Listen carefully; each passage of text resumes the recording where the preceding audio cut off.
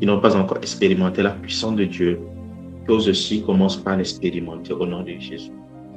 Et si c'est par manque d'obéissance aux principes que le Seigneur leur accorde la grâce d'obéir à ces principes afin qu'eux aussi expérimentent à leur témoignage.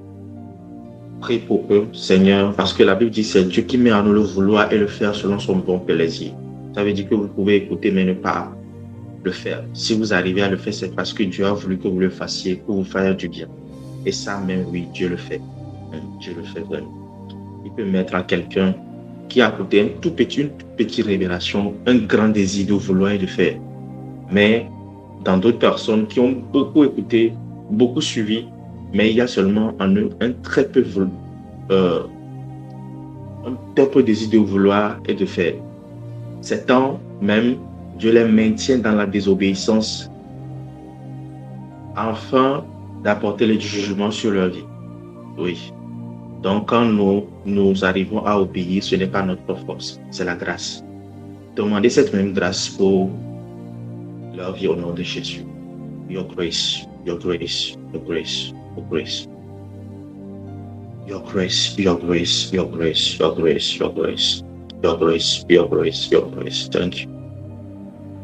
In the powerful name of Jesus we pray. Amen. Excellent Père de grâce, nous te disons merci encore ce matin. Tes œuvres sont inimaginables, insondables, innombrables parmi nous. Nous sommes reconnaissants du fond de notre cœur pour toutes les merveilles que tu es en train de faire au milieu de nous. Pour chaque jour que nous passons à tes pieds dans ce programme est une source intarissable et infinie de possibilités qui se manifestent dans nos vies. Nous sommes glorifiés car tu prends plaisir à nous glorifier. Tu prends plaisir à notre bonheur et nous le voyons clairement dans ce programme. Être saint, nous venons encore à toi et nous demandons l'assistance de ton esprit. Cet esprit d'amour, que cet esprit de compréhension, que cet esprit de révélation éclaire notre intelligence. Seigneur, nous venons soumettre notre pensée au jugement de ta parole afin que tu puisses extirper tout ce qui ne te concerne pas, tout ce qui n'est pas consistant avec ta gloire et que tu puisses installer ce qui te plaît, ce que tu désires. Excellent Père de grâce, nous élevons la voix et nous plaidons ta miséricorde pour les vies qui sont encore dans les ténèbres. Je prie au nom de Jésus que ta main forte les touche, que ta lumière les dirige au nom puissant de Jésus. Nous proclamons que la main de l'ennemi sur leur vie est retirée et qu'ils trouvent le chemin de la lumière à toi au nom de Jésus. Père très saint, nous élevons la voix, nous déclarons, nous décrétons. Ce matin, au nom puissant de Jésus, Père, mets en chacun d'entre nous le vouloir et le faire selon son bon plaisir. Tu as mis en David un zèle pour ta maison qui a dépassé tout entendement. Père, nous voulons de la même chose dans notre génération. Un zèle de ta maison qui dépasse tout entendement. La Bible dit que personne ne vient à toi sans que toi-même tu ne l'aies appelé. Et nous croyons que toutes les personnes qui sont ici présentes, c'est parce que toi-même tu les as invités à ton amour pour leur faire du bien. Et nous prions et nous croyons que tu inviteras d'autres personnes aussi à rejoindre ce rang des personnes à qui tu veux faire du bien. Et accorde-nous la grâce de traiter chaque personne comme ton invité. La manière dont tu traiterais ton invité, Seigneur, permets-nous de traiter chaque personne comme cela, avec respect, honneur et privilège. Merci, excellent Père de grâce, parce que tu es en train de nous faire du bien et que, à la fin de toutes choses, la gloire te reviendra. Merci, Saint-Esprit, au compagnon fidèle. Que l'homme se taise, que la chair se taise et que toi seul ta pensée soit communiquée en ce lieu. Au nom puissant de Jésus. Amen. Amen, amen, amen. Vous êtes avec moi. Amen. Amen, amen.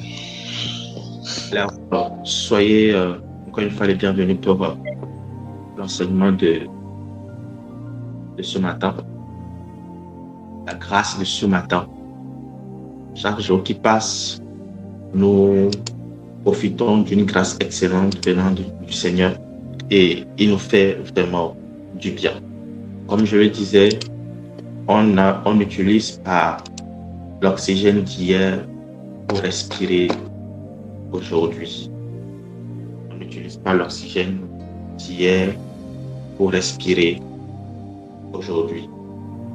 C'est de la même manière la grâce que Dieu nous a accordée hier Aujourd'hui, nous voulons encore une portion fraîche de sa grâce.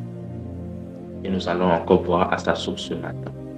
Alors, je prie à ce que tu sois vraiment éveillé par rapport à ce qui sera enseigné. Et Dieu nous fera du bien. Je tiens aussi à dire que ce que Dieu est en train de faire dans ce programme est grand. Très grand dans le sens où l'ennemi s'est levé d'une manière vraiment très anarchique. Hier, je dormais, je voyais des attaques et tout venir. Surtout hier, l'intervention d'hier soir dans le programme, ça a délivré beaucoup de personnes. La mort était planifiée sur Satan, la maladie, bref, beaucoup de choses étaient planifiées. Mais le Seigneur a délivré. Le Seigneur a fait du bien à plusieurs. Et c'est quelque chose que l'ennemi n'a pas aimé du tout. Donc, vous voyez. Ok, d'accord. C'est quelque chose que l'ennemi n'a pas du tout apprécié.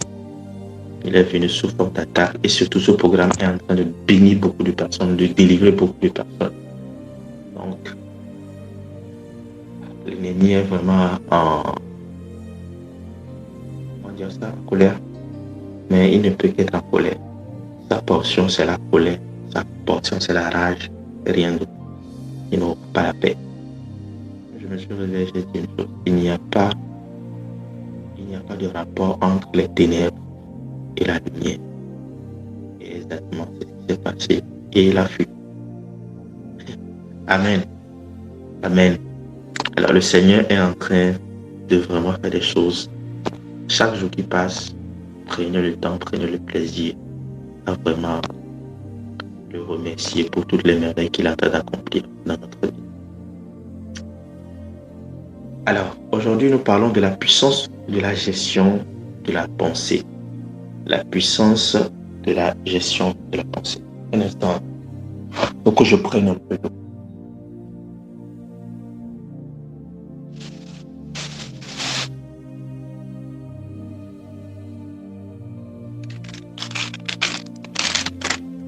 Je me sens assez déshydraté. C'est bon. La puissance de la gestion de la pensée. Alors, hier dans l'enseignement du matin, nous avons eu à parcourir beaucoup de choses concernant la pensée. Et aujourd'hui, je crois que nous allons aller dans ce sens. Nous irons dans ce sens pour expliquer beaucoup de choses. Mais avant de commencer l'enseignement, prenons d'abord notre verset d'appui. J'aimerais qu'on la lise. Et ensuite, on va évoluer en détail. Romains 12, le verset 2 à le verset 1 à 2. Romains 12, le verset 1 à 2. La puissance de la gestion de la pensée.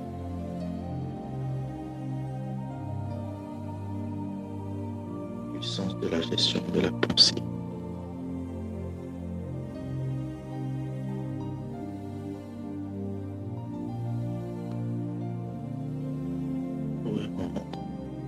Ok. Romains 12. Fais cette prière d'abord. Seigneur, au cours de cet enseignement, délivre ma pensée et apprends-moi à la gérer correctement pour manifester la prospérité que tu as préparée pour moi. Au cours de cet enseignement, délivre ma pensée et apprends-moi à la gérer correctement pour manifester la prospérité que tu as préparée pour moi. Romains 12, le verset 1. Je vous exhorte donc, frères, par la compassion de Dieu, à offrir vos corps comme un sacrifice vivant, saint, agréable à Dieu, ce qui sera de votre part un culte raisonnable. Ne vous conformez pas au siècle présent, mais soyez transformés par le renouvellement de l'intelligence, afin que vous discerniez quelle est la volonté de Dieu, ce qui est bon, agréable et parfait. Afin que vous discerniez quelle est la volonté de Dieu, ce qui est bon, agréable et parfait. Je reprends. Verset 2. Ne vous conformez pas au siècle présent, mais soyez transformés par le renouvellement de l'intelligence, afin que vous discerniez quelle est la volonté de Dieu, ce qui est bon, agréable et parfait. Alors, pour rappel, je disais hier dans l'enseignement que lorsque nous venons à Christ, nous recevons une nouvelle manière de penser concernant quoi? Concernant lui-même, c'est-à-dire concernant Dieu, concernant le ciel, concernant les circonstances ou les situations de la vie, concernant vous-même, les choses et la vie en général. Ok? Donc, pour bien comprendre ce concept, quand vous recevez Jésus-Christ, avant même de venir à lui, il y a une manière de penser que vous avez de Dieu. Il y a une conception que vous avez de Dieu, que vous avez de vous-même. Il y a certaines personnes qui n'arrivent jamais à s'aimer, ou bien à s'accepter, ou bien à se faire confiance. D'autres ne faisaient pas confiance à Dieu.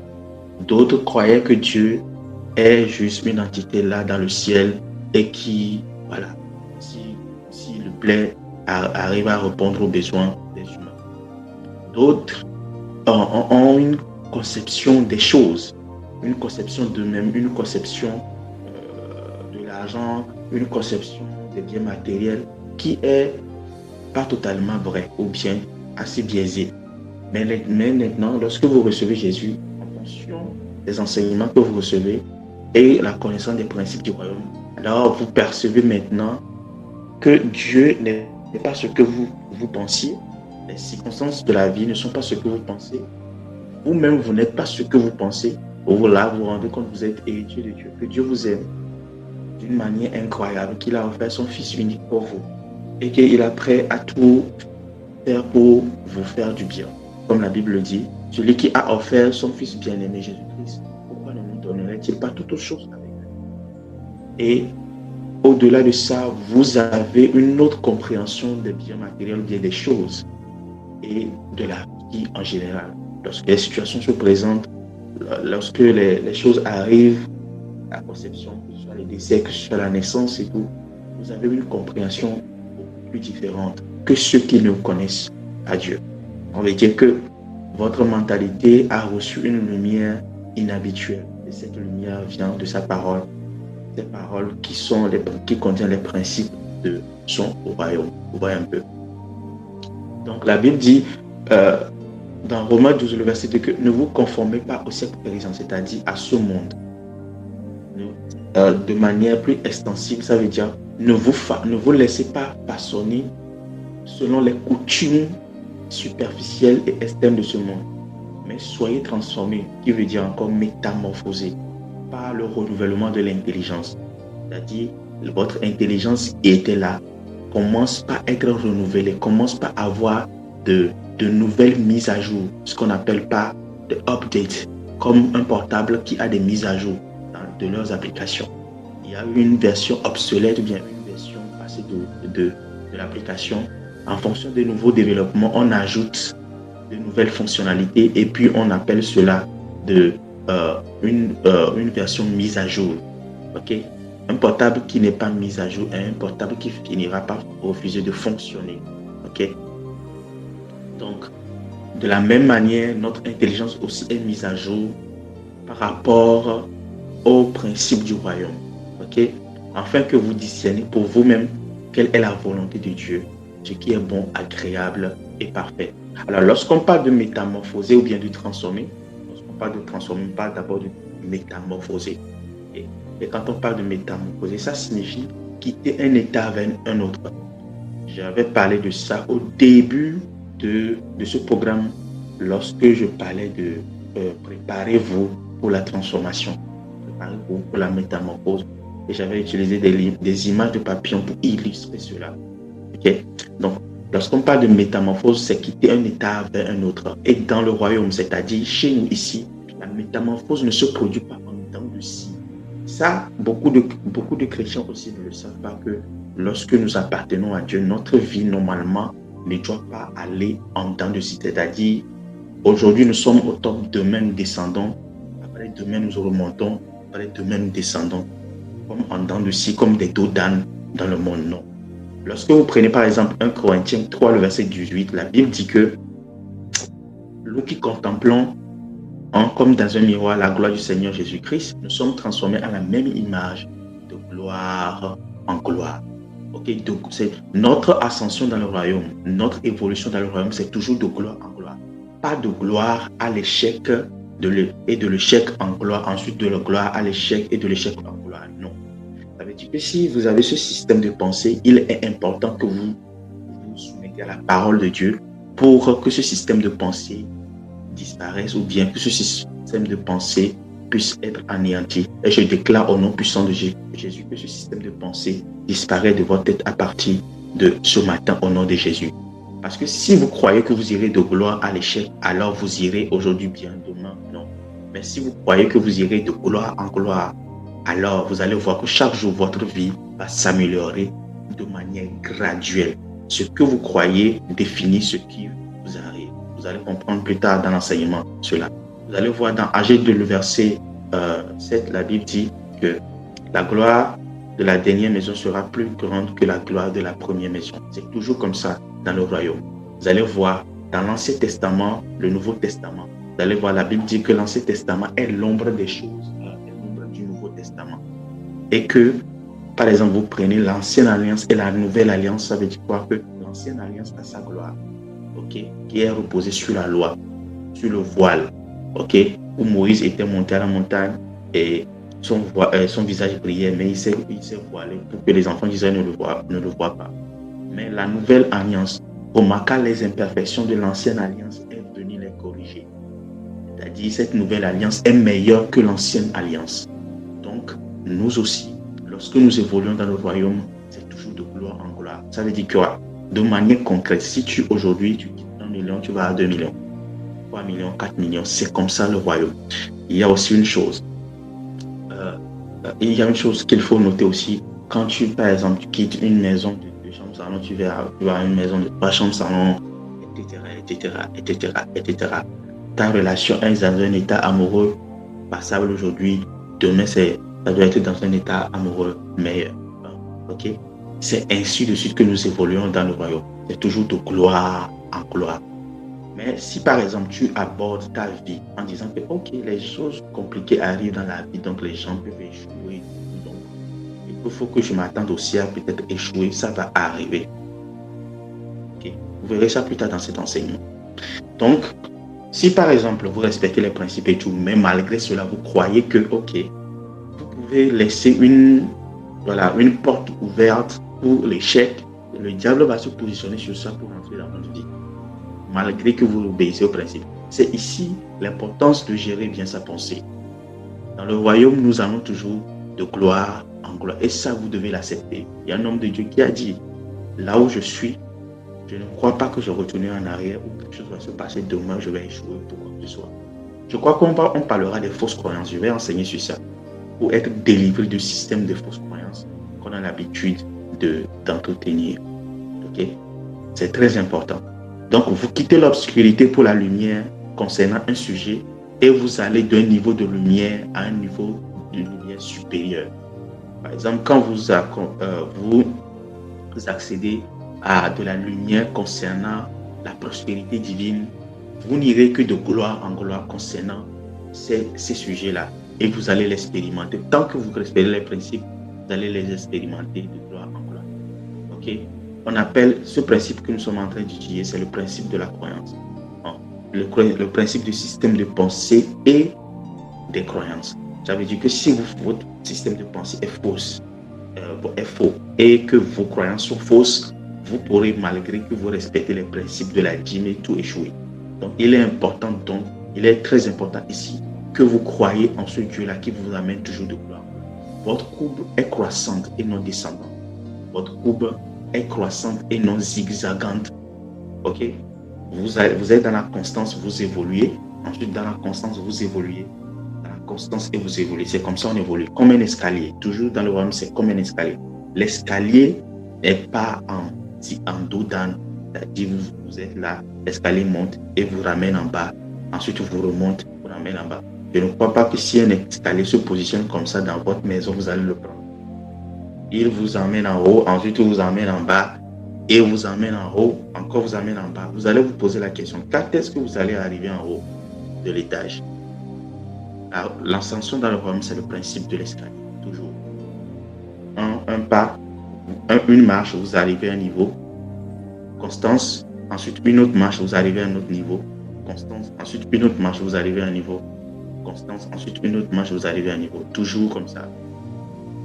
Ok? Donc, le seul moyen d'être métamorphosé, c'est à l'aide de la parole de Dieu, car c'est elle seule qui a ce pouvoir. C'est grâce à la parole de Dieu que vous existez. Vous refusez de l'engager, marquant votre absence dans le royaume. Il y a une expérience qui a été faite dans les années 1900 par des scientifiques sur les enfants, une expérience même, c'est inhumaine, mais qui a prouvé quelque chose. On a pris des enfants, des bébés, on les a mis sur une île, isolée de tout contact humain. Il n'y avait que la maman, ou bien une maman qui allait les allaiter. Mais la maman ne leur parlait pas. La maman, elle ne leur parlait, elle ne leur disait rien. Eux, ils nourrissaient l'enfant dans l'objectif que les enfants, ils veulent découvrir le premier langage que les enfants, les hommes ont parlé. Ils voulaient découvrir le premier langage que les hommes ont parlé. Ils ont remarqué, après plusieurs expériences, ils ont obtenu le même résultat. Les enfants sont morts très tôt parce qu'on ne leur parlait pas. Ça voulait dire quoi? Et ils sont arrivés à cette conclusion. Vous ne parlez pas, vous n'existez pas. Vous comprenez ce que ça veut dire? Donc, la parole n'est pas seulement pour communiquer, la parole est d'abord pour exister. Ça veut dire que si vous refusez d'engager la parole dans votre vie, en l'occurrence la parole de Dieu, vous n'existez pas dans le royaume. Votre présence dans le royaume de Dieu est déterminée par le degré à laquelle vous obéissez et vous engagez la parole de Dieu dans votre vie et dans votre quotidien. Ok? Donc, lorsque vous lisez par exemple dans Jean 1, le verset 1 à 3, la Bible dit: au commencement était la parole, et la parole était Dieu. Ok? Et la parole était avec Dieu. Toutes choses ont été faites par elle, et rien de ce qui n'a été fait sans elle. Ça veut dire que vous refusez d'engager la parole, vous ne faites pas partie de l'existence dans le royaume, de l'existence des choses existantes dans le royaume. Vous existez d'abord avec la parole avant même de vous dire que vous obtenez des choses par la parole. Ok? C'est important de comprendre les choses de cette manière. Ça veut dire que transformer votre pensée ou votre mentalité revient à la faire passer par le processus qui s'appelle la gestion ou le management par la parole de Dieu. Vous voulez transformer votre pensée ou votre mentalité, qu'est-ce que vous devez faire? Donc, vous la faites passer par le processus qui s'appelle la gestion, le management par la parole de Dieu. Vous la soumettez au processus de la parole de Dieu. Vous la faites passer par le processus industriel de la parole de Dieu. Ok? On appelle pas la gestion ou le management. Ok? C'est très important à comprendre. Donc, chaque fois que vous soumettez votre pensée, votre état d'esprit, votre mentalité, votre cœur à la parole, vous le faites passer par la gestion. Ok? Alors, il y a des vérités indispensables à connaître à propos de la gestion de votre mentalité ou de votre pensée. Numéro 1, la manière de transformer, d'améliorer et de faire progresser votre vie passe par le renouvellement de votre intelligence. C'est-à-dire, si vous voulez améliorer votre vie, ok, vous devez d'abord renouveler votre intelligence. Ok? Nous pouvons influencer notre pensée de telle sorte que nous devenions plus productifs et plus prospères. Ça veut dire que le succès que vous recherchez, ok? La productivité que vous espérez passe par quoi? L'influence de votre pensée. Vous pouvez, switch your thinking. Vous pouvez soumettre votre pensée à d'intenses processus de transformation au point que votre pensée soit capable de produire la prospérité que vous êtes en train de rechercher. Donc, la gestion de votre pensée est donc votre responsabilité. Okay? Lorsque la Bible dit ne vous conformez pas au siècle présent, mais soyez transformés par le renouvellement de l'intelligence. Il nous montre ici que c'est notre responsabilité de quoi? De soumettre notre pensée à la transformation. C'est notre responsabilité. Pas la responsabilité de quelqu'un d'autre. Ce n'est même pas la responsabilité du pasteur. C'est votre responsabilité. Si vous êtes là aujourd'hui en train d'écouter, c'est parce que vous l'avez décidé et de le faire. Et de mettre à jour votre intelligence, de mettre à jour votre système de pensée, votre mentalité. par rapport aux choses de Dieu concernant la prospérité divine. Qu'est-ce qui sépare un chrétien qui connaît du succès et un chrétien qui n'en connaît pas? C'est le degré de transformation auquel ces deux personnes-là sont soumises concernant leur mentalité. Ok? C'est si important. Okay. Alors, vous pouvez gérer votre mentalité ou bien votre pensée pour qu'elle vous produise la grandeur, l'excellence, le succès, la prospérité que vous désirez. Votre pensée est le premier talent que Dieu vous a donné.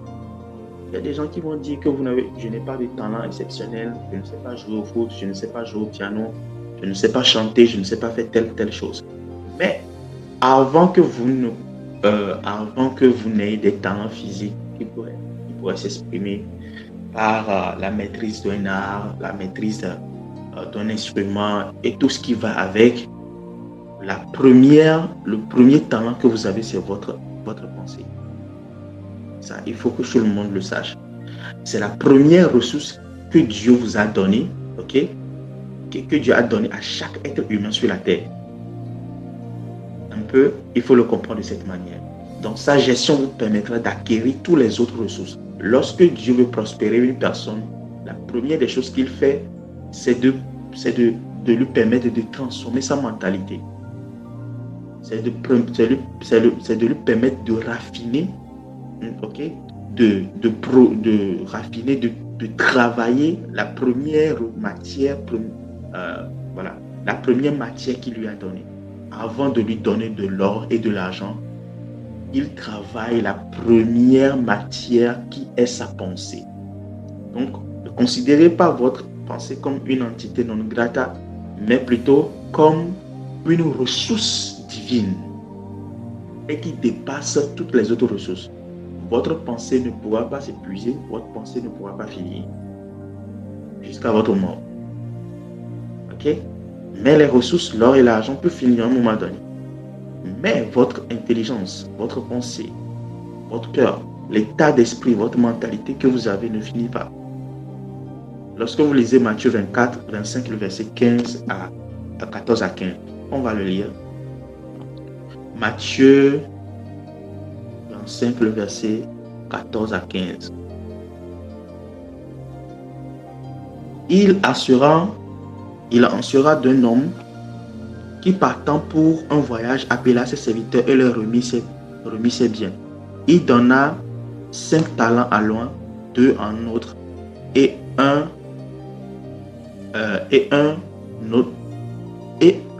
au troisième, à chacun selon sa capacité, et il partit. Écoutez, la première des ressources que Dieu vous a données et sur laquelle il vous demande d'être fidèle, c'est quoi? C'est votre pensée. Si vous n'êtes pas fidèle dans la gestion de votre pensée, Dieu ne vous confiera pas quoi? Des ressources matérielles. Ok? Pour prouver à Dieu que vous êtes digne de recevoir et de gérer les ressources matérielles, vous devez d'abord lui prouver que vous êtes digne de transformer votre mentalité. Si vous transformez, la Bible dit, celui qui est fidèle dans le peu de choses, on lui comprend de grandes choses. Si vous gérez bien votre mentalité, la première ressource que Dieu vous a donnée, alors Dieu vous confiera des ressources financières et toutes les autres ressources, les humains, tout ce que vous désirez. Ok? Donc, je disais, Dieu ne donnera jamais son or et son argent à quelqu'un qui ne sait pas gérer sa pensée. Vous voyez, c'est ce qui fait toute la différence. C'est ici l'esprit de la gestion et de la transformation. Négliger de soumettre votre pensée à la parole de Dieu, c'est négliger votre prospérité. Tant qu'elle ne sera pas transformée, elle ne vous apportera pas ce que vous désirez. Quand vous refusez de soumettre votre pensée à la parole de Dieu, elle ne sera pas transformée, elle ne pourra pas vous produire le résultat que vous désirez. Voyez un peu. Quand je dis la parole de Dieu, je parle de toutes les ressources que Dieu a mis à disposition, que ce soit la Bible et les livres, ok, qui vous permettent de prendre connaissance des principes et des clés de Dieu. Ces principes et ces clés-là vont dans divers domaines. La prospérité financière, la gestion familiale, le mariage, voilà, la gestion des enfants, l'éducation des enfants. Il y a des ressources concernant tout cela, la vie de prière et plein d'autres domaines encore. Ok? Alors, si beaucoup de jeunes aujourd'hui veulent se marier, ça c'est une parenthèse pour nous les jeunes. On veut se marier, mais on n'a jamais lu un seul livre sur le mariage. Il y a des gens qui ont... Pourquoi les mariages échouent? Parce que les gens ne prennent pas le mariage, ne prennent pas le mariage comme une entreprise. Ils ne comprennent pas que c'est aussi important que leur vie, c'est aussi important que leur salut, c'est aussi important que leur ministère. Vous voyez un peu. Et beaucoup de jeunes se disent que voilà, j'ai atteint l'âge de me marier, donc ils rentrent dans le mariage. Il y a des gens qui ont marché avec nous. Il y a des gens qui ont fait des erreurs avant nous. Il y a des principes, des clés de Dieu, c'est-à-dire les principes du royaume pour le mariage. On n'a même pas pris connaissance de cela. Cela ne s'arrête pas là. Vous savez ce qui a suivi? On est parti dans les principes et les clés du monde, les principes du monde, les manières de faire du monde pour pouvoir vivre le mariage dans le royaume. Et cela ne fonctionne pas comme ça. On ne le sait même pas. On n'a pas investi du temps, de l'argent et de l'intelligence et des informations à renouveler notre intelligence, à renouveler notre pensée par rapport au mariage. Et c'est ce qui fait que vous allez voir, la plupart des mariages qui se font dans 3 ans, ça se casse. La moitié des mariages, plus de la moitié même, à la mairie, c'est 60%. Plus de 60% des mariages. Vous allez remarquer que nos parents, leur mariage ont duré plus que nous. Et bizarrement, ils avaient plus de problèmes que nous. Ils avaient traversé des conditions plus terribles que nous. Aujourd'hui, il n'y a pas ça. Et nous, les jeunes, on ne se pose pas la question, mais comment se fait-il que nos parents, avec leur galère, leur misère, et l'évolution du monde n'est pas comme ça aujourd'hui?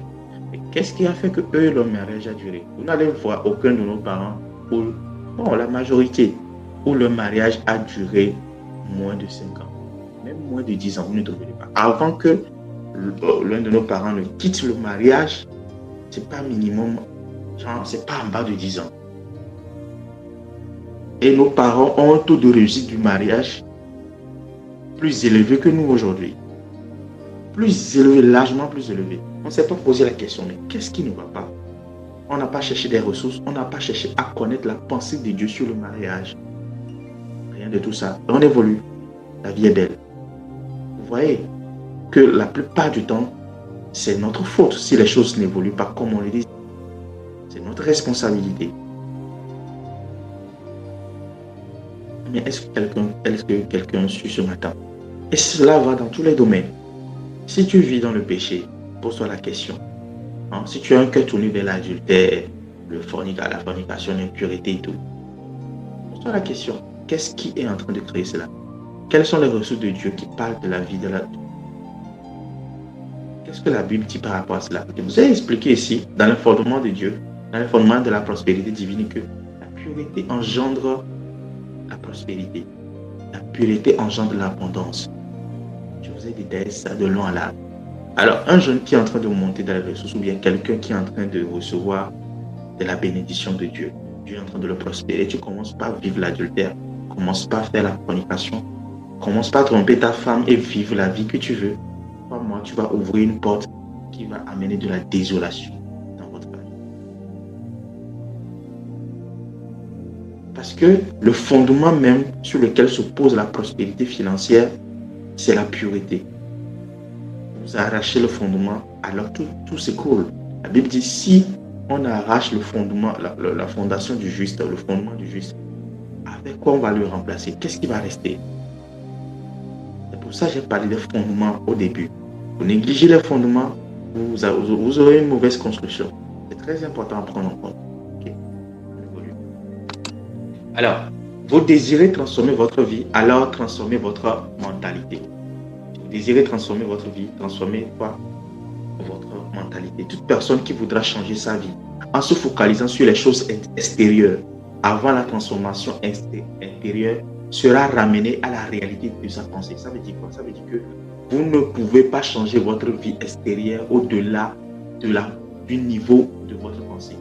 Si votre pensée est une pensée pauvre, peu importe comment vous allez changer votre garde-robe, votre compte, vous irez créer, vous irez créer, comment on dit ça, des comptes dans plusieurs banques. Combien de fois vous allez changer le meuble et tout, vous serez ramené à la réalité au niveau de votre pensée. C'est ici le pouvoir de la pensée. Et ça peut se produire dans le sens contraire. C'est-à-dire, quand votre pensée évolue, votre mentalité évolue et dépasse le niveau de votre réalité extérieure, qu'est-ce qui va se passer? Votre réalité extérieure, votre pensée va amener votre réalité extérieure à suivre le niveau de pensée que vous avez, le niveau de mentalité que vous avez. Si vous avez la mentalité d'un roi et d'un prince, qu'est-ce qui va se passer?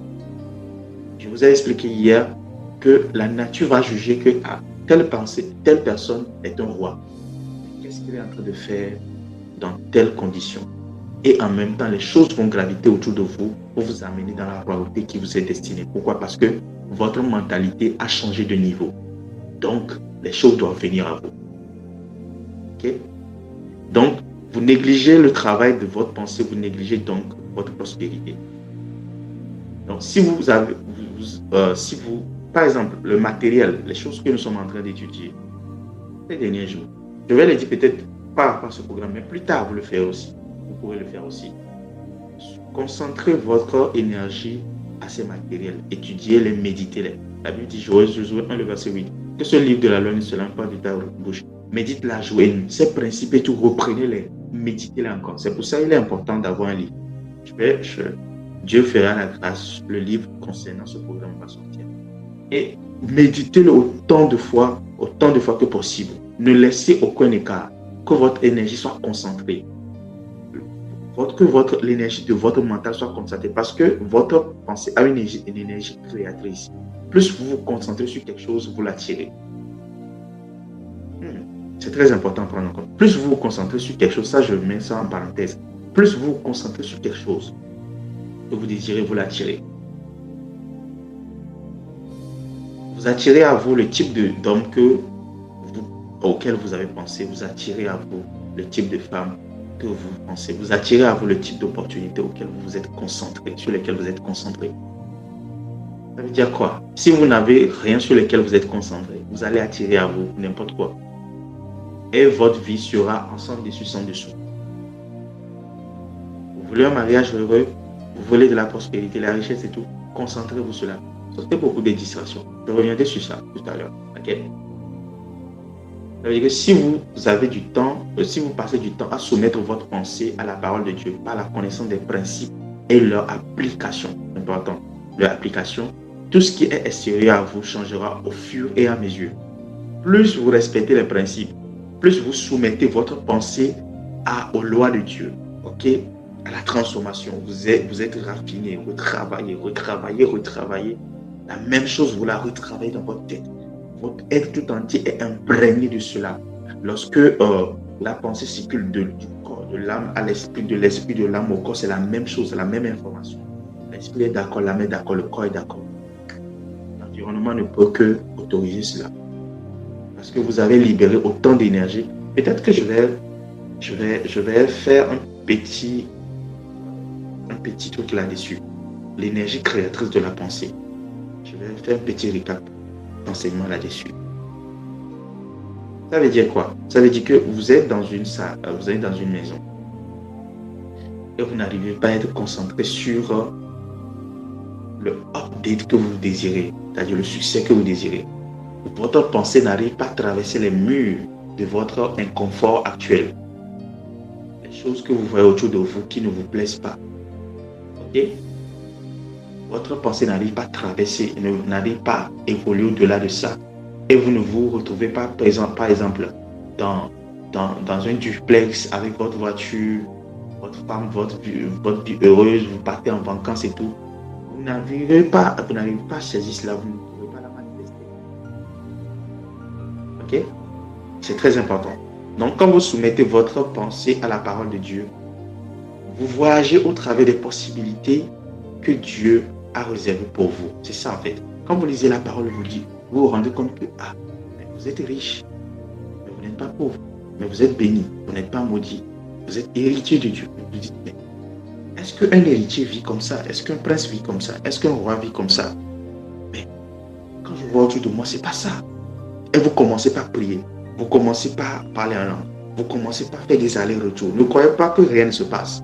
Quelque chose est en train de se passer. Votre mentalité est en train de subir ce qu'on appelle par le changement, la transformation. Vous voyez votre famille, la manière dont votre famille est désordonnée. Est-ce que c'est ça? Mais vous allez dans la Bible et vous retrouvez les promesses de Dieu concernant la famille. Mais ce n'est pas ce qui m'a été promis. Ce n'est pas possible. Et vous commencez par réclamer et à confesser cela. Vous commencez par prier, à parler en langue, à déclarer des choses. Vous allez voir que les choses vont commencer par graviter autour de vous. Amen. Est-ce que quelqu'un bénit ce matin? C'est très important à prendre en compte. Très important à prendre en compte. Donc, quand vous soumettez votre vie, imaginez 30 jours, vous avez soumis votre mentalité à la prospérité dans toutes ses dimensions, les fondements, finances, la transformation, la prospérité mentale, kaposh, kapara, katouya. Les gens ne vont pas comprendre ce qui va vous arriver. C'est comme ça, vous allez voir quelqu'un qui quitte une vie misérable pour une vie de gloire. Ils ne savent pas que pendant 30 jours, la personne a été soumise à la pression, à la tension, au raffinement de la parole. C'est un peu comme du charbon. Du charbon qui, à haute température, devient le diamant. Le diamant que les gens apprécient aujourd'hui, c'est du charbon à haute température au sol. Hein? À haute température dans les profondeurs, plus de 1000 degrés Celsius. À haute température. Vous soumettez votre vie qui est désagréable, qui n'est pas conforme à la gloire de Dieu. Vous le soumettez à la pression de la parole, à la pression de la prière. Vous priez les kadosh kabarakata, vous lisez les ressources, vous réclamez les promesses de Dieu, vous mettez en pratique les principes.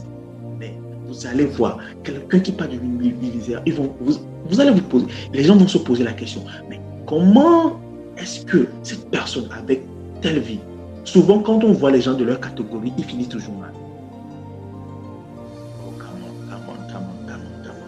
Et c'est là on va commencer par se poser la question, mais comment un tapissier, comment un menuisier simple qui avait du mal à trouver du marché est devenu millionnaire?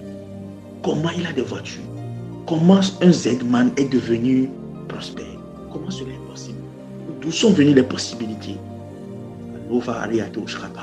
C'est en ce moment que les gens commencent par faire des recherches. Il est rentré dans cette, il est allé consulter des vaudous, il a fait ceci, il a fait cela. Mais ils ne savent pas que cette personne, pendant 30 jours, pendant un temps, a été soumise, elle s'est séparée, a été soumise à la pression de la parole de Dieu. Vous voyez un peu? Oh, j'aime la parole de Dieu. Soumise à l'intensité, au raffinement, au travail. Il y a des choses que l'esprit enlevait en lui, il y a des choses que l'esprit ramenait en lui, amenait en lui. Les choses que l'esprit téléchargeait dans le cœur du Père et l'amenait en lui, et des choses que l'esprit retirait de lui. Il était dans un processus de raffinement.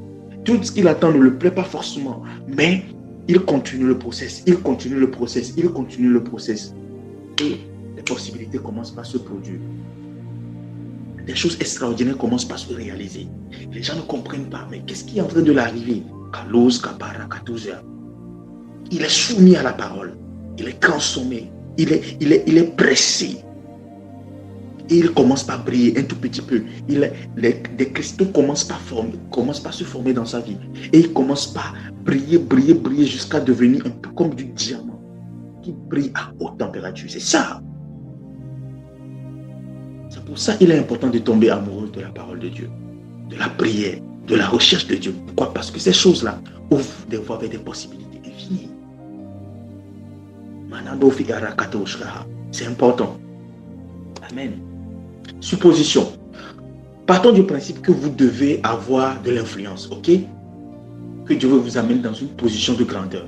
Quand Dieu veut vous amener dans une position de grandeur, vous avez besoin quoi? D'avoir de l'influence, de l'argent, des maisons, des biens matériels, quoi, des relations de qualité, des entreprises et bien d'autres encore, ok? Etc. Tout ce que vous désirez, vous pouvez la mettre dans ce cadre, dans cette case-là. Ça veut dire que vous ne pouvez pas passer toute votre vie à poursuivre ces objectifs un à un. Toute une vie ne suffira pas pour les atteindre. Mais il y a un moyen par lequel toutes ces choses peuvent vous parvenir. C'est quoi? Le seul moyen d'obtenir toutes ces choses est de grandir. Changer la version que vous étiez par la transformation de votre pensée. Ça veut dire qu'au fur et à mesure que vous changez, toutes les autres choses graviteront naturellement autour de vous. Lorsque vous upgrade, vous mettez à jour votre pensée, votre intelligence, votre mentalité par rapport. Vous voyez, par exemple, les gens n'ont pas été enseignés sur l'histoire de la dîme. Okay? Prenons juste cet exemple-là. Vous voyez maintenant, les gens n'ont pas été enseignés. Et il y a des gens même qui n'y croient pas. Maintenant qu'ils ont été soumis à la mentalité du royaume concernant la dîme. Je prends juste l'exemple de la dîme. Et ils ont commencé par l'engager. Qu'est-ce qui va se passer? Les possibilités vont commencer par se créer. Ils croient en la dîme, ils croient à ses retombées, à ses avantages, bien au-delà encore. Et ils commencent par engager les autres principes, les fondements, la priorité, tout ce qui va avec. Qu'est-ce qui va se passer? Vous allez voir qu'ils ne poursuivent pas l'influence, vous ne poursuivez pas l'argent, les maisons, les relations, les entreprises et tout. Mais étant donné que votre mentalité est en train de changer, votre version est en train d'être modifiée, qu'est-ce qui se passe? En même temps, les choses là commencent par graviter autour de vous en fonction de votre niveau d'évolution, de votre niveau de transformation. Ça veut dire quoi? Lorsque vous franchissez un niveau de transformation, les choses s'approchent de vous. Vous franchissez un niveau de transformation, les choses s'approchent de vous. Vous franchissez un niveau de transformation, les choses s'approchent de vous. Au point que ces choses-là vont vous inonder. Et même quand vous ne les désirez pas, ils ne vont plus partir. Ils seront là, ils continueront toujours à venir. Pourquoi? Parce que votre mentalité a été transformée. Vous êtes arrivé à une position où ces choses vous obéissent naturellement et ne peuvent plus vous fuir. Même si vous ne le voulez pas, vous serez inondé par l'argent, par l'influence, par les relations, par les entreprises, par le succès de partout. Pourquoi? Parce que vous avez changé. Vous avez muté. Oh, come on.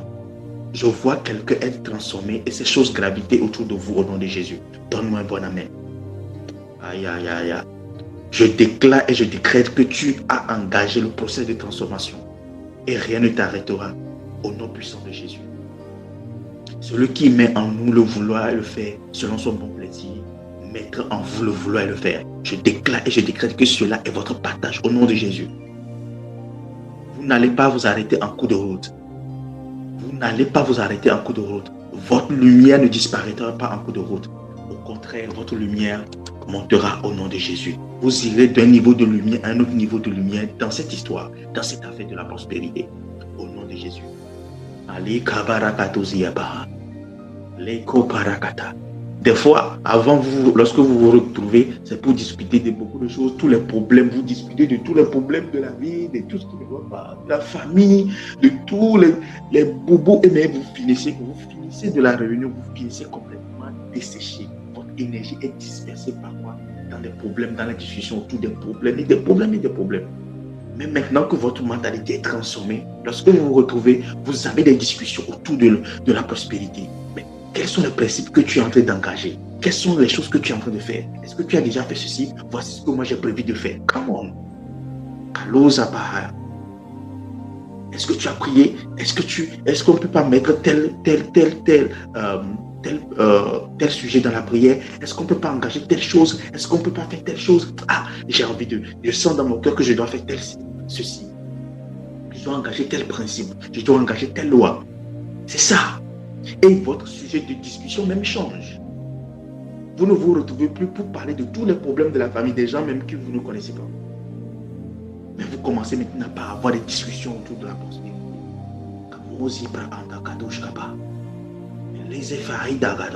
C'est ça. Là, vous savez que votre mentalité change. Quand vos discussions changent, alors vous pouvez savoir que votre mentalité change. Quand vos discussions changent, alors vous pouvez savoir que votre mentalité change. Quand vos discussions changent, alors vous savez que votre mentalité change. Il y a un ami à moi, il vient, on peut passer toute la journée comme ça. Il vient, on est là, on discute un moment, on prie, et puis chacun dans son coin, on lit. On peut lire toute la journée. On finit un livre, on reprend un autre. On finit un livre, on reprend un autre. On finit un livre, on reprend un autre. Je vous la présenterai. On finit un livre, on reprend un autre. On finit un livre, on reprend un autre. Les sujets de discussion ne tournent plus autour des problèmes, autour plus ne tourne plus autour des gens. Des choses qui ne vont pas, non. Des choses qui vont. L'institution tourne autour de la gratitude. Des choses que Dieu est en train de faire, des transformations qu'on est en train d'observer, des prochaines lois et principes qu'on doit engager. C'est le Kavahada. Les choses changent naturellement. Quand votre sujet de situation change, alors vous savez que votre vie, votre mentalité est en train de changer. Vous laissez les gens derrière. Vous êtes tellement concentré et focus. Les amis vont vous demander, non, vous ne passez plus du temps avec nous. Ou bien, non. La prospérité requiert du sacré. La prospérité requiert de l'intimité pour se matérialiser. Le diamant ne se forme pas au vu de tout le monde. Non, c'est dans les profondeurs. Come on. Je te vois être transformé comme un diamant au nom de Jésus. Contrôlez le flux de votre pensée. Ok? La science a démontré que notre cerveau est assailli par plus de 60 000 impulsions et informations automatiques par jour. C'est-à-dire, nous avons plus de 60 000 informations qui traversent notre esprit, corps, âme. Notre corps, notre âme, genre 60 000 informations. Cependant, l'homme ne formule que consciemment 6200 décisions. Ou direction de pensée nette par jour. 95% de ce volume est une répétition du passé. C'est-à-dire, sur 60 000 pensées, 95% de ces 60 000 pensées ne sont que quoi? La répétition des choses qui sont déjà passées. Et 80% est teinté de négativité. C'est la science qui a prouvé ça. Avec des données, tout ce qui va avec. Ça veut dire que quoi? Le chrétien qui ne passe pas par la transition mentale est programmé par défaut à échouer. Tout humain est programmé par défaut à échouer. Imagine, tu as 80% d'informations négatives qui traversent ta tête, qui traversent ton esprit par jour. Et 95% n'est que la répétition du passé. Pas du bon passé, hein, des mauvaises choses du passé. 15%, ça va. Les 15% sont les bonnes choses, mais les 80 autres pourcents là, c'est que la répétition des mauvaises choses du passé. Ça veut dire quoi? Vous êtes programmé à échouer en fait naturellement. C'est pour ça qu'il est important de soumettre votre homme intérieur, votre nouvelle créature, votre mentalité, de la soumettre à quoi? De la saturer par la parole de Dieu. Pour qu'elle ne divague pas. Plus vous êtes exposé à la distraction excessive, plus vos idées iront dans tous les sens. Quand je parle de distraction excessive, les réseaux sociaux, les amis, les discussions inutiles, les discussions qu'il ne faut pas. Les gens qui viennent chez vous, vous perdent votre temps, vous discutez sur des choses, mais à la fin, vous vous dites, mais ce temps-là, ça m'a servi à quoi? Vous allez vous rendre compte que certaines personnes viennent chez vous, vous discutez, vous terminez la discussion, mais vous vous sentez complètement siphonné. C'est comme si vous êtes comme un mouchoir qu'on a jeté dans l'eau parce que vous avez perdu de l'énergie. Pourquoi? Parce que les personnes sont venues, ils ont raconté que les histoires des gens, les choses qui ne vont pas, telle personne qui m'a fait ceci, il n'en peut que répéter. Et finalement, vous terminez la discussion, votre énergie part. Ça, ces choses-là dévorent de l'énergie. Oui. Or que la prospérité, c'est une histoire d'énergie. La pensée, la concentration, c'est une histoire d'énergie. La prospérité que vous recherchez requiert une quantité importante d'énergie et de concentration pour se matérialiser. Si la majeure partie de votre pensée n'est focalisée que sur n'est pas focalisée dessus, bien n'est focalisée que sur la distraction, qu'est-ce qui va se passer? Il sera compliqué de manifester la prospérité comme cela se doit. Ok? Comme cela se doit. Prenons par exemple Josué, Proverbe 4, le verset 25. Proverbe 4, le verset 25. Proverbe 4, le verset 25.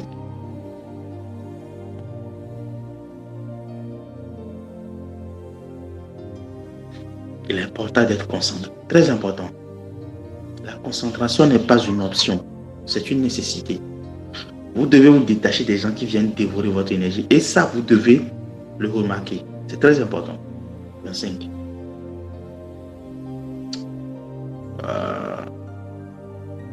Regardez ceci. La Bible dit que tes yeux regardent en face et que tes paupières se dirigent te dirige devant toi. Considère le chemin par où tu passes et que tes voies soient bien réglées. N'incline ni à droite ni à gauche et détourne ton cœur et détourne ton pied du mal. Vous voyez? N'incline pas tes regards à gauche et à droite.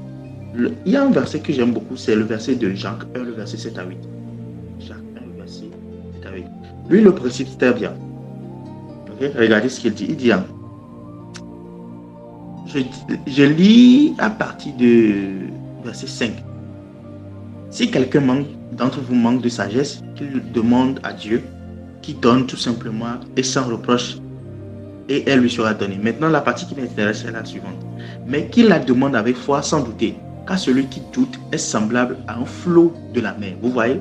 Quand votre pensée est sur tout et n'importe quoi, vous ne pourrez même pas être concentré jusqu'à pour dire que vous avez la foi. Vous avez la foi dans la mesure où votre pensée est concentrée sur le même sujet concernant la parole de Dieu. Par exemple, sur la prospérité divine. Votre pensée est focalisée. C'est pour ça que le programme est intense. Vous n'avez pas l'opportunité ou bien le temps de penser à des choses futiles. Le matin, le soir, vous êtes chargé de quoi? Vous êtes chargé du même contenu concernant ce sujet de la prospérité là. Donc, le matin, vous pensez à ça. Avant que ces pensées ne dispersent, peut-être vers midi ou bien 15 heures. Mais déjà à 20 heures, il y a un renouvellement qui est refait. À 4 heures, un renouvellement qui est refait. À 20 heures, un renouvellement qui est refait. Tellement que votre mentalité est reprogrammée. Vous allez voir que même quand vous allez terminer le programme, votre mentalité sera dirigée vers ces choses-là. Ces choses vont devenir une habitude. Pourquoi? La Bible, il y a une étude qui a montré que lorsque vous répétez quelque chose pendant 21 jours, cela rentre dans votre sang comme de l'habitude. Ça devient un caractère. Donc, la prospérité, l'histoire de la prospérité, à force de la répéter pendant 21 jours, ça ne devient plus, ce n'est plus un sujet, ce n'est plus une habitude, ça devient ce qu'on appelle par le caractère.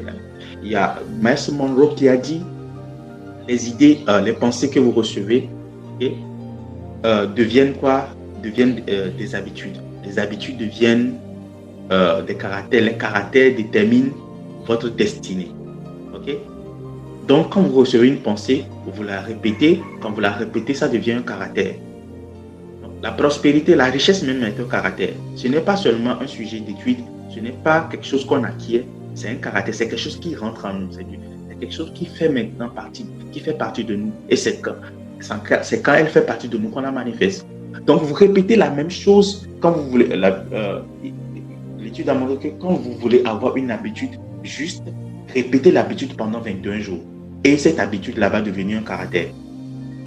Vous voulez arrêter une addiction, essayez de ne plus fumer ou bien de ne plus commettre l'adultère, pour les jeunes, la masturbation, je ne sais pas trop quoi, pendant 21 jours. Et vous allez voir quoi? Ça devient un caractère. Naturellement, la sainteté devient un caractère. La victoire sur cette chose-là devient un caractère. C'est naturel pour vous maintenant. Après 21 jours. Vous voyez maintenant? Donc, cette étude que nous sommes en train de faire là, de manière répétitive, nous sommes en train de venir sur beaucoup de choses. Pendant 21 jours, ça devient maintenant, ça quitte le niveau de la pensée, ça quitte juste le niveau d'une pensée, ça quitte le niveau d'une habitude pour rentrer dans ce qu'on appelle par le caractère. On appelle ça la vertu. Ça, une attitude, ça fait partie maintenant de vous. De la manière dont votre sang fait partie de vous, vous allez vous revenir avec. C'est la même chose. C'est quelque chose maintenant, quand vous mettez au monde un enfant, vous pouvez lui transférer. Oui, vous lui transférez quoi? L'attitude de la richesse, l'attitude de la prospérité. Pourquoi? Parce que cela fait partie maintenant des informations qui sont rentrées dans votre ADN. C'est comme ça que nous recevons les informations que nous transmettons à nos enfants. Quand vous passez votre vie à être sous le coup de la colère, vous allez transmettre la colère à vos enfants. C'est arrivé plusieurs fois. Vous allez voir des enfants qui sont très colériques. Ils n'ont rien fait pour cela. Ils ont hérité ça de leurs parents. Ça veut dire que vous pourrez aussi transmettre la mentalité de richesse à vos enfants. Quand cela rentre en vous comme un caractère, alors c'est quelque chose que vous pourrez naturellement transmettre. Oui, les combats que vous avez gagnés maintenant, vos enfants n'auront plus à faire les mêmes combats. Ils vont trouver en eux juste des prédispositions, des bonnes prédispositions pour aller au-devant de ces choses-là, pour affronter la vie. Okay? Qu'un tel Il est comme quoi? Celui qui doute est semblable aux fleurs de la mer, agité par le vent et poussé de côté à droite. Les gens, ils n'ont pas un... Vous n'avez pas votre emploi du temps. Telle personne peut s'incruster, telle personne peut venir dans votre maison, telle personne peut vous appeler, vous trouver, telle personne peut vous inviter. Qu'un tel homme ne s'imagine pas qu'il recevra quelque chose du Seigneur. C'est ça. C'est un homme irrésolu, inconstant dans toutes ses voies. Si vous ne gérez pas le flux de vos pensées, vous serez irrésolu et inconstant. Et quand vous êtes irrésolu et inconstant, n'imaginez pas que vous recevez quelque chose de Dieu. Vous voyez maintenant, vous respectez les trucs aujourd'hui, et demain vous ne les respectez pas. Après demain vous les respectez, mais Dieu va se fatiguer. Mais il va se poser la question. Mais le gars là, il est où? La Bible dit dans Apocalypse 3, parce que tu n'es ni froid ni tiède, je vais te vomir. Dieu préfère les gens qui sont chauds. Tu fais la chose, fais-la et continue par la faire. Ou soit, ne le fais pas. Mais il ne faut pas créer de la migraine à Dieu. Tantôt tu es dedans, tantôt tu n'y es pas. Tantôt tu es dedans, tantôt tu n'y es pas. Tu fais du jacouet, tu sautes d'ici à là. Et finalement, Dieu se pose la question. Le gars là, il est où? Vous voyez maintenant? Vous voyez? C'est très important. Vous êtes ce que vous pensez. Vous êtes ce que vous pensez. Proverbe 23, le verset 7. Tel il est, telle pensée. Vous n'êtes pas autre chose que vous pensez. Si vous voyez votre vie actuelle, la manière dont vous vivez, les résultats que vous obtenez sont juste le produit ou l'expression de votre pensée. Car il est comme les pensées de son âme. Mange et bois, te dira-t-il, mais son cœur n'est point avec toi. L'homme est comme les pensées de son âme. L'homme n'est que l'expression de ses vaines imaginations ou de ses riches imaginations. Ok? Matthieu 5, le verset 28. L'homme n'est que l'expression de ses vaines ou de ses riches imaginations. Matthieu 5, le verset 28.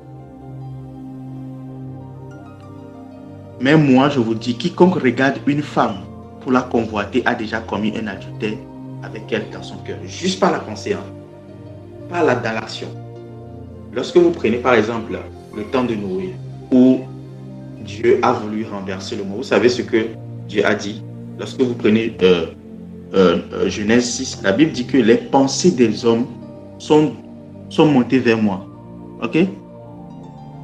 Et ces pensées sont des pensées mauvaises. L'Éternel se répandit d'avoir fait l'homme. Regardez le verset 5, Genèse 6, verset 5. L'Éternel vit que la méchanceté des hommes était grande sur la terre et que toutes les pensées de leur cœur se portaient chaque jour uniquement vers le mal. Pas les actions, leurs pensées d'abord. Ça veut dire quoi? Quand vous pensez à quelque chose, vous devenez la chose. Quand vous pensez à quelque chose, vous devenez la chose. Quand vous pensez à quelque chose, vous devenez la chose.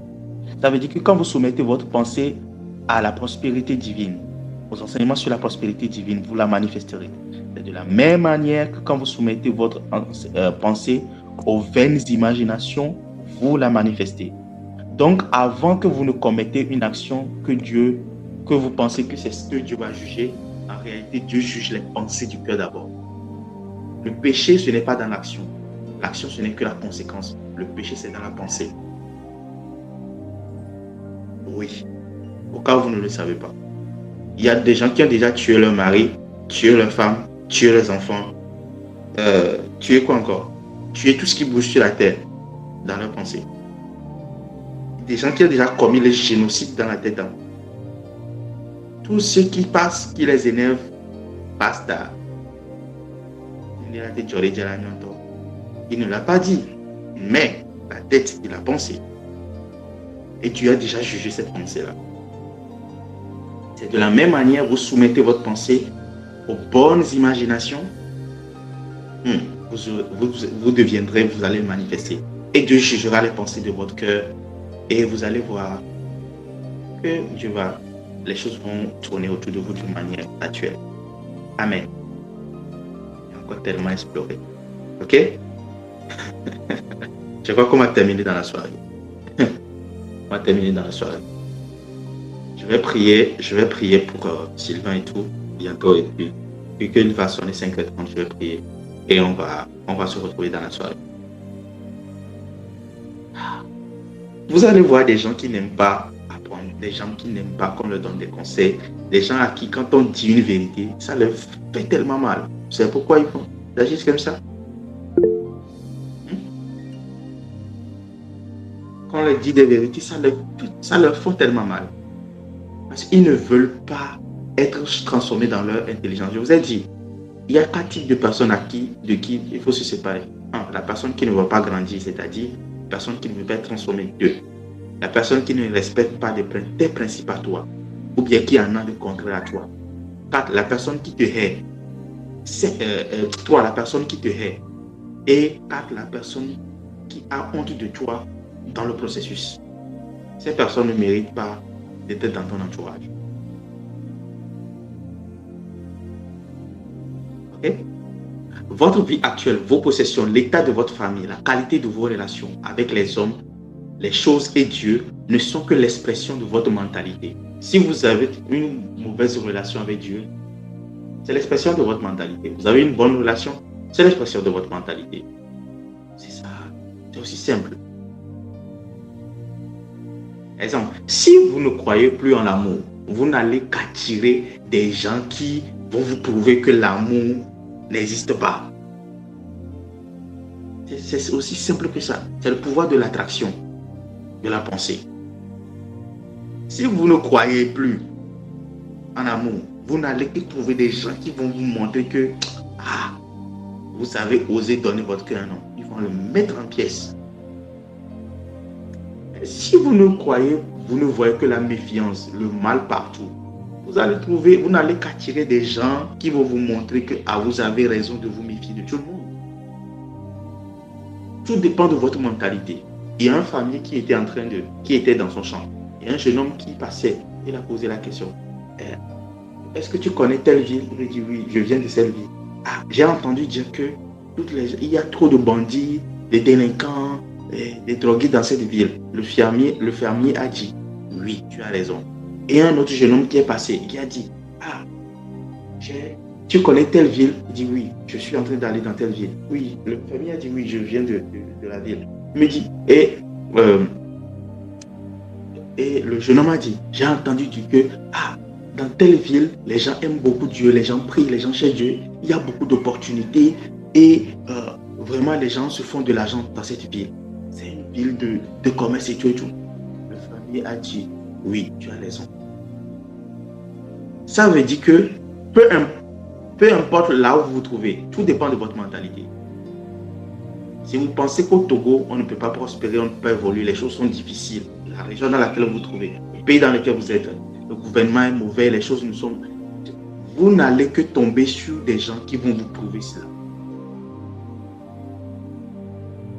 Est-ce que les hommes aussi sont aussi aujourd'hui fidèles aujourd'hui? Est-ce que les hommes sont fidèles? Cette histoire-là, oublions ça. Les hommes avec l'homme, et ce que l'homme m'a montré, vous allez trouver ça. Moi, j'ai vu au Burkina beaucoup de témoignages comme ça. Des femmes où leurs hommes ont quitté la maison plus de 10 ans, qui sont revenus. La femme se levait et préparait comment on dit ça? Et préparait comment on appelle ça le truc là? La table pour son mari, chaque jour. Chaque jour. Mon mari va rentrer à la maison. Mon mari va rentrer à la maison. Mon mari va rentrer à la maison. Je suis en train de dîner avec mon mari. Je suis en train de souper avec mon mari. Je suis en train de faire telle chose avec mon mari. Son mari est rentré. Le mari qui est parti, qui a quitté la maison pour aller habiter avec une autre femme. Et ce n'est pas seulement une seule personne qui a témoigné. Il y en a qui ont fait 2 jours, qui ont fait 2 mois, 3 mois. Ils ont répété la même chose. Le mari est fidèle, sont revenus. Vous n'attirez que ce que vous pensez. Le monde est mauvais, oui, mais il y a des bonnes choses qui se passent. Le mariage, il y a beaucoup de bonnes choses qui se passent dans le mariage, mais ça n'empêche pas les gens de se marier. Il y a des accidents de voiture, mais ça n'empêche pas les gens de payer des voitures. Il y a des accidents d'avion, mais ça n'empêche pas les gens de voyager. Tout dépend de votre mentalité. Vous n'êtes que le résultat de votre pensée, rien d'autre. Ce que vous craignez, c'est ce qui vous arrive. Si vous craignez de finir pauvre, vous finirez pauvre. Si vous avez peur d'échouer, vous échouerez. Si vous allez déposer par exemple un dossier quelque part, un plan de secours, et vous avez un plan de secours, au cas où ça ne marche pas, voici ce que je vais faire, ça va échouer. Vous préparez un dossier, un projet, un voyage, et que vous dites qu'au cas où ça ne marche pas, voilà, ça va se produire. Ce n'est pas de la magie, ce n'est que l'expression de votre pensée. Des fois, ce n'est pas les démons. Les démons ne viennent que se positionner sur des choses que vous croyez. Et là, il a dit, parce que les pensées, ce sont des signaux dans le monde spirituel. Ok, vous avez envoyé tel signal dans le monde spirituel. J'ai un plan B. Au cas où ça échoue, vous avez émis le signal de l'échec. Alors les démons se positionnent sur cette fréquence-là et viennent à vous. Ce n'est que ça. Vous voyez maintenant à quel point votre pensée est puissante. Si vous émettez des signaux d'échec, les démons de l'échec viendront sur ce signal-là. Vous émettez les signaux de doute, les démons du doute viendront sur ce signal-là. Job 3, le verset 25. Ce que je crains, c'est ce qui m'arrive. Les gens se sont posé la question, mais comment se fait-il que Job a échoué? Les gens ne savaient même pas que Satan est venu s'adresser à Dieu parce que Job avait des craintes. Ils pensaient que le diable s'est venu se positionner devant Dieu pour discuter le cas de Job d'une manière anodine. Non. Le diable a utilisé une fréquence, la fréquence de la crainte. Job dit, en fait, quand Job allait faire des sacrifices, il ne faisait pas des sacrifices pour honorer Dieu, pour glorifier Dieu. C'est pour ça que vous allez voir dans la description de comment faire les semences, comment faire les sacrifices, comment donner les dîmes et tout. J'ai donné une description très claire. Dans la joie, dans l'adoration, dans telle chose. Pourquoi? Parce que quand vous accompagnez ça avec de la peur, vous envoyez un signal. Ça, je vous ai dit, il faut adorer avec avant. Il faut prier avec avant. Il faut faire des déclarations avec avant. Il faut donner dans la joie, pas dans la contrainte, dans la joie. Et quand vous le faites, vous envoyez aussi un autre signal. Les anges aussi de la prospérité vont marcher dessus. Pour venir. Job, lui, faisait des sacrifices à Dieu parce qu'il craignait que ses enfants vont offenser Dieu. Que telle personne aurait fait telle chose. Mes enfants auraient peut-être fait ceci. Mes enfants, il était un père inquiet pour tout et pour n'importe quoi. Il avait tellement de crainte. Et si je perdais ma prospérité demain? Et si? Il va donner des sacrifices, il va faire des vœux, il va faire des offrandes avec cette peur-là. Le diable a dit, mais le gars-là, il a amassé suffisamment de signaux. Ce ne sont même pas les démons qui sont allés. C'est le diable même venu. Ça veut dire que ça montre à quel point il a des craintes élevées. Et le diable a cheminé dessus, il est venu.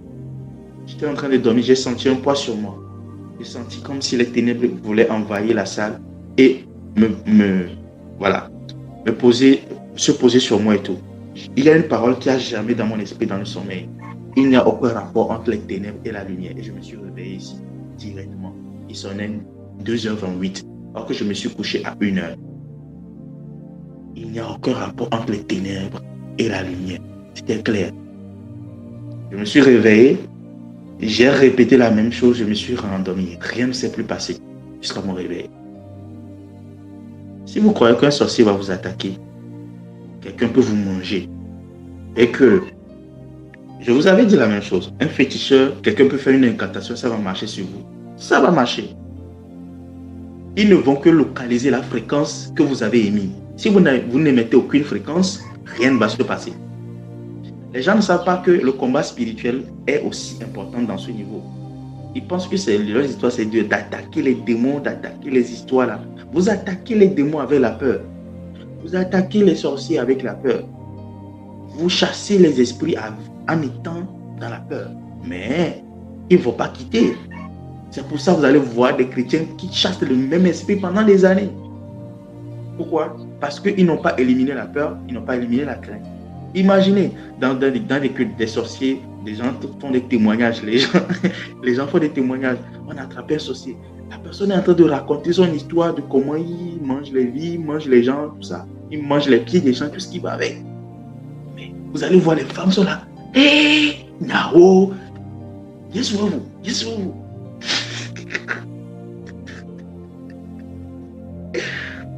Mais beaucoup ont peur. Je vous assure, dans cette atmosphère-là, si le plus petit des féticheurs fait une incantation, là, ça va marcher. Ça va tellement bien marcher que le gars va croire qu'il est fort. Mais c'est vous qui lui avez donné le pouvoir. Le diable n'a de pouvoir sur vous que le pouvoir que vous lui donnez. Ça s'arrête là. Je vais m'arrêter ici pour aujourd'hui. Reméditez sur la question. Quelles sont les zones de votre vie où vous avez donné le pouvoir à Satan? Et reprenez-les par la prière. J'ai eu peur dans tel domaine. J'ai fait ceci, j'ai fait ceci. J'ai émis des pensées. Les gens pensent que c'est leurs actions d'abord. Non. Vos actions ne reflètent que votre pensée. Si je décide aujourd'hui, au lieu d'enseigner, je décide d'insulter tout le monde dans le live. Mais ce n'est pas ma bouche qui a péché. C'est ma tête. J'ai résolu d'insulter tout le monde dans le live. Les gens vont se poser des questions. Mais Mentor, il est devenu fou ou quoi? Vous n'allez pas attaquer ma bouche. Vous allez directement attaquer quoi? Mon intelligence ou bien ma pensée. Il est devenu fou ou quoi? C'est ma pensée que vous remettez en question. Pas mon truc là, pas ma bouche. Mais vous n'allez pas vous dire, mais sa bouche l'amène. Qu'est-ce que sa bouche a ce matin? Non, vous avez dit, vous allez vous demander, il a fumé quoi ce matin? Il a dit, ce qui se passe, c'est dans la tête. Il a pété les plombs. Voilà. Si tu décides de gifler quelqu'un, personne ne va accuser la main.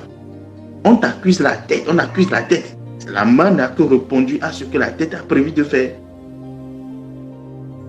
Si tu conduis une voiture et tu vas renverser quelqu'un, ou bien tu vas cogner un mur ou bien un poteau, personne ne viendra accuser la voiture, mais on accusera le conducteur. Donc le problème, ce n'est pas l'action. Le problème, c'est la mentalité. La mentalité n'est que le résultat, l'action n'est que le résultat, l'attitude de l'action ne sont que le résultat de la mentalité. Les résultats que nous obtenons au quotidien. Tout ce que nous avons, nous voyons autour de nous, que ce soit au travail, à la maison, notre relation avec le patron, la manière dont vous passez à votre patron. Et si vous pensez que votre patron va vous tricher, il va vous tricher. Et il y a une chose que j'ai l'habitude de dire, je salue la divinité de Dieu en chaque personne. Cette personne qui est présente dans ma vie n'est présente que pour me faire du bien, rien d'autre. Je ne crois qu'en une seule force, Dieu. Ça s'arrête là. Satan ne peut pas avoir de pouvoir. C'est moi ma croyance. C'est pour ça que j'ai parlé je vais enseigner sur les fausses croyances. Donc il faut que plusieurs d'entre nous sortons. Il est méchant, il est tel. Il y a un monsieur pour qui j'ai prié. C'est un monsieur que j'apprécie particulièrement. Et il a travaillé dans une entreprise au port pendant des années. Pendant des années, on ne l'a pas augmenté, on ne l'a pas... Genre, il est dans l'état là. On ne l'a pas augmenté, rien du tout et tout. Je suis venu, j'ai prié pour sa femme, parce que sa femme était enceinte et tout. Et j'ai reçu des prophéties pour lui. Il est venu, on s'est rencontrés, on a discuté, je leur ai donné des instructions. Et Dieu va t'accorder la faveur. Fais ci, fais ci, fais ci. Dieu va te récompenser. Pendant que ces choses se passaient, il n'attaquait pas son patron, il n'insultait pas son patron, il était loyal, il était vraiment correct. Et même il appréciait même son patron, il le complémentait devant même sa femme. Sa femme était énervée, tout le temps énervée. Il se disait, mais comment cette personne te triche, toi, tu l'apprécies tout le temps, la personne ne te paie pas bien, il ne fait pas ceci, il ne fait pas cela. Ton patron te fait ceci. Il dit, non, t'inquiète, ma chérie, ça va aller. Ils ont fait ce que j'ai dit. Les instructions que je les ai données, ils ont suivi. Et puis, quoi, ça ne fait pas 2 mois, 3 mois. Le gars est revenu, il a dit qu'il a fait promotion. Il est parti dans tel pays, il doit créer une autre agence là-bas. Il a déplacé sa femme, ils ont une voiture de fonction, un nouveau appartement, des tas de choses qui ont commencé.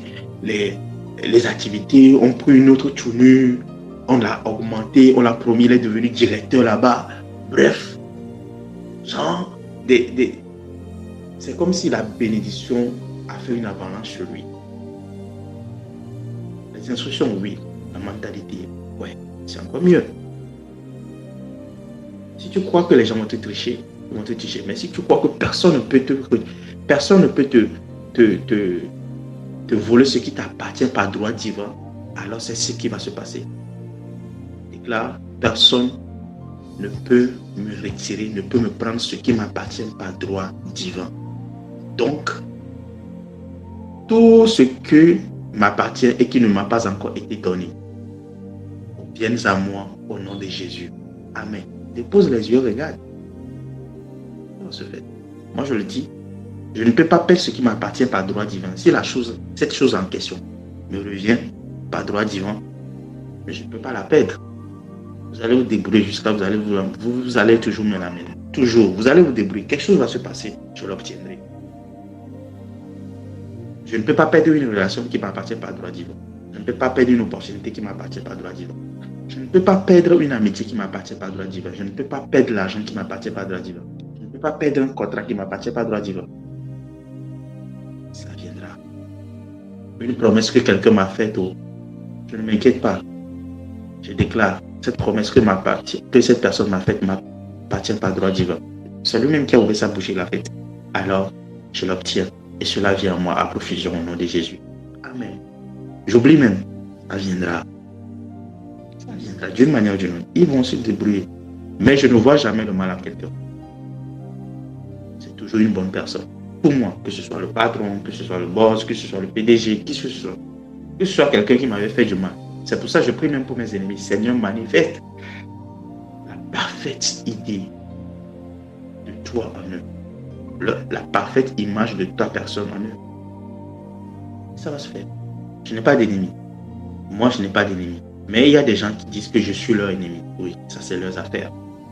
Mais je dis une chose. Un jour, s'il arrive un jour que je te déclare que tu es mon ennemi, c'est que certainement je viens de signer ton arrêt de mort. Parce que les anges vont s'en charger certainement.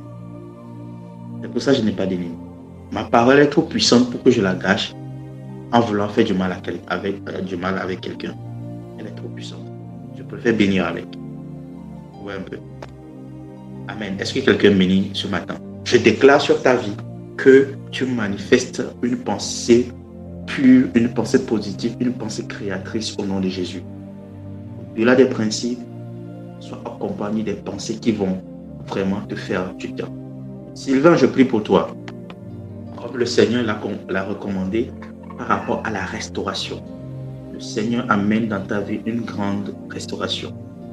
Dieu veut te repositionner dans ta position d'aîné, de leadership.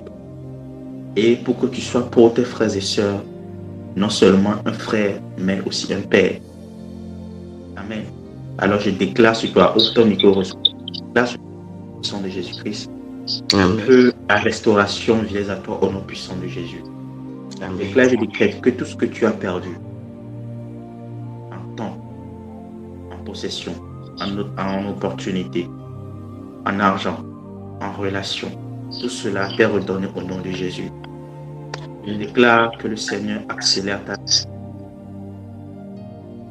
Cette grâce qui est en train de venir sur toi, c'est pour que tu défendes tes frères, que tu apportes une lumière. Je les avais dit hier que j'ai vu un flambeau dans ta main, un grand flambeau dans ta main, et tu amènes ce flambeau dans la famille. Je déclare que cela soit ainsi au nom puissant de Jésus. Amen. Je priais pour toi dans ce sens. Tous les combats que tu as eus par ignorance, par manque de principes, de connaissance des principes, ou bien par manque d'engagement des principes, tous les combats toutes les victoires que tu n'as pas pu avoir, toutes les défaites que tu as eues, je décrète au nom puissant de Jésus. À partir de ce matin, le Seigneur te bénisse. Amen. Tu vas de l'avant, apportant cette grâce pour toi-même et pour la famille, au nom de Jésus. Amen, amen. Et béni. Alors je prie au nom de Jésus, au nom de Jésus. Dans la soirée, on parlera de la guerre des pensées, résister au diable, quoi encore, garder votre cœur, mesurer les informations que vous recevez, etc. D'accord? Il y a beaucoup de choses pour moi encore voir. Et vous allez découvrir quel point c'est puissant, les choses que nous sommes en train d'étudier. Et quand vous arrivez à comprendre cela, si vous arrivez à saisir cette partie, je vous dis la vérité, les autres choses vont suivre naturellement. Vous n'allez pas avoir du mal à respecter les principes. Vous vous n'aurez pas du mal à évoluer. Il y a des choses qui vont coordonner tout autour de vous naturellement. Oui. Je sais de quoi je parle. Moi-même, je l'ai expérimenté. C'est pour ça que j'en parle. Ok? Vous allez voir des enseignements sur la pensée, tout. Vous allez remarquer que la plupart des livres dans le monde, ok, qui parlent de la richesse, je vous assure, 70% de ces livres ont directement trait à la pensée. Think and grow rich. Think like a billionaire and become a billionaire. Think, c'est toujours penser. Ça veut dire quoi? Si votre pensée est bien recalibrée, beaucoup de choses vont suivre. Amen. Je déclare au nom puissant de Jésus-Christ qu'une nouvelle lumière rentre dans votre pensée. Une nouvelle lumière rentre dans votre pensée au nom puissant de Jésus. Vous vivez bien, vous pensez bien. Vous pensez bien, vous vivez bien. Vous pensez bien, vous vivez bien. Vous pensez bien, vous vivez bien. Et vous réussissez dans toutes vos entreprises au nom de Jésus. Amen. Ce n'est pas pour rien, j'ai mis cette image-là dans la présentation. Think rich, live rich. Cela est votre partage au nom de Jésus. Amen. Passez une excellente journée. La grâce de Dieu est avec vous. On se retrouve ce soir pour la suite. Au nom de Jésus. Shalom, shalom à tous. Bye. Shalom.